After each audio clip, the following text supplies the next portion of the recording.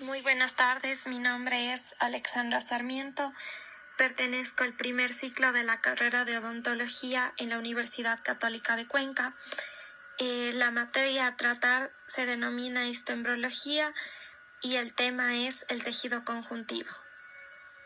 Empezaré hablando del origen del tejido conjuntivo y a medida que continúe con las diapositivas y la explicación, hablaré sobre las estructuras celulares, las características y las principales variedades del tejido conjuntivo. El origen embrionario del tejido conjuntivo. Este se origina a partir de un tejido de la tercera capa germinativa del mesodermo, conocida como mesénquima.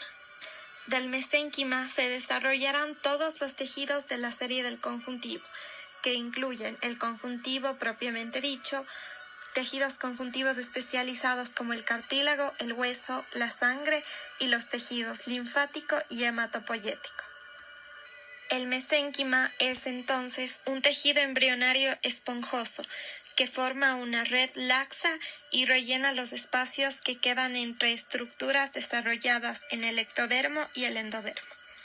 El mesénquima posee células estrelladas, fusiformes con prolongaciones. Las células mesenquimáticas poseen núcleos ovoides con cromatina fina y son pluripotenciales, capaces de madurar y diferenciarse siguiendo varias líneas, dando origen a muchas clases de células.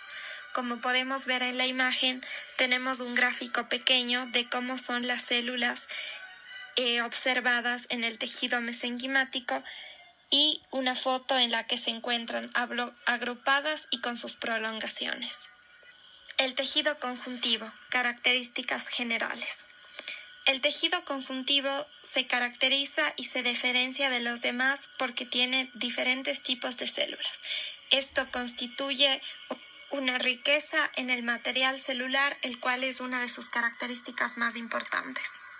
Este material intercelular está formado por fibras del conjuntivo y la sustancia fundamental amorfa.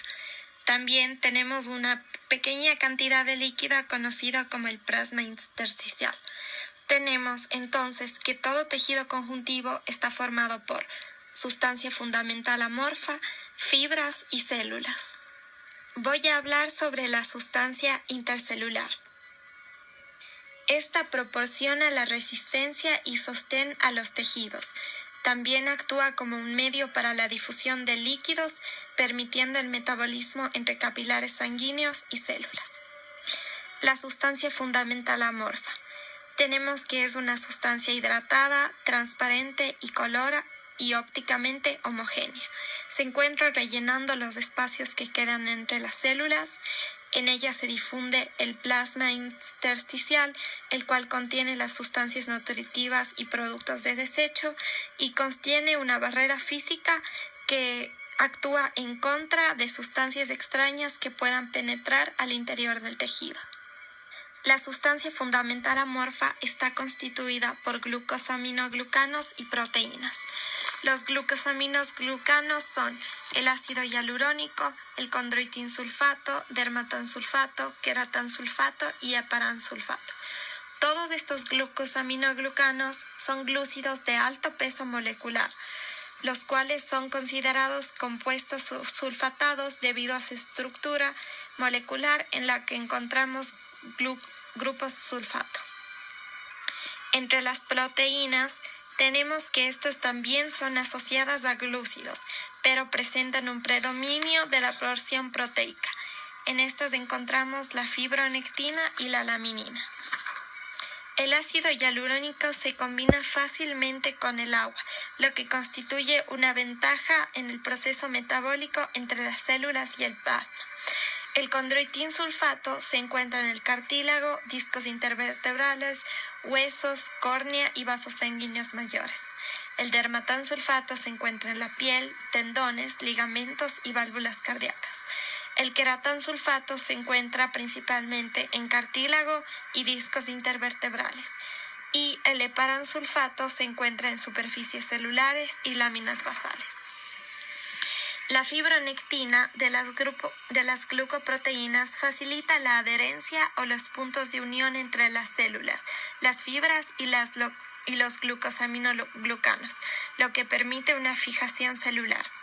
La laminina, en cambio, es una glucoproteína presente en las láminas basales. Como podemos ver en el gráfico, está representado por algunas fibras y células del tejido conjuntivo, como son las fibras colágenas y los fibroblastos. Los espacios que quedan entre estos es la sustancia fundamental amorfa. Pasamos a la sustancia intercelular fibrosa o fibras del conjuntivo. Tenemos que las fibras del conjuntivo son sustancias de naturaleza proteica, las cuales están formadas por largas cadenas de aminoácidos unidas a enlaces peptídicos.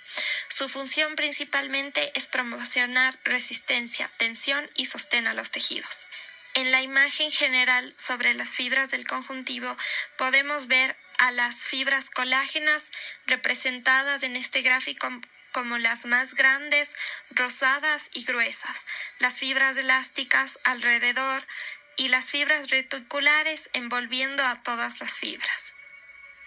Las fibras colágenas tenemos que son abundantes, están constituidas por colágeno rico en aminoácidos, son resistentes a la tensión y tienen forma cilíndrica y alargada. Estas forman haces fibrosos y siguen un trayecto sinuoso y ondulado, tal como podemos ver en la imagen. Las fibras reticulares están constituidas por colágeno de tipo 3. Son más delicadas y delgadas que las fibras colágenas. Estas presentan un color marrón negruzco y su principal función es formar el armazón reticular de sostén para los tejidos. Las fibras elásticas son largas, aplanadas y delgadas. Forman una red irregular, muestran un aspecto homogéneo y presentan un color amarillento, por lo que son ligeramente acidófilas, debido a que se tiñen irregularmente con la eosina. Pasamos entonces a las células del tejido conectivo. Tenemos que las diferencias funcionales del tejido conjuntivo determinan la aparición de varios tipos celulares. Las diferencias podemos encontrarlas en que tenemos unas células fijas que se constituyen los fibroblastos y células de grasa, y otro grupo denominado como las células errantes, que son los macrófagos, las células cebadas y los leucocitos. En el gráfico general podemos encontrar a los fibroblastos, los macrófagos, las células adiposas, a los mastocitos y a las células cebadas. Los fibroblastos. Tenemos que los fibroblastos son el grupo celular más común del tejido conjuntivo. Estas son las encargadas de la síntesis de elastina y de glucosaminoglucanos. De acuerdo a su forma, son células grandes, aplanadas, de contorno fusiforme y de extremos ligeramente ramificados. Su núcleo es oval y alargado con uno o dos nucleolos muy notables. Dentro de los fibroblastos tenemos dos tipos de células, las células jóvenes, que son los fibroblastos, y las células maduras, que se denominan los fibrocitos. Los macrófagos son un grupo celular muy importante del tejido conjuntivo, ya que son consideradas agentes de defensa y tienen una gran actividad fagocitaria. Estas poseen un núcleo ovoide y prolongaciones cortas. Encontramos macrófagos fijos o macrófagos libres y errantes. Los mastocitos son células grandes que se caracterizan por presentar gránulos basófilos que se tiñen intensamente. Su función es producir y almacenar mediadores químicos. Su núcleo es pequeño, central y se encuentra oculto, ya que está recubierto con los gránulos citoplasmáticos que llenan a las células.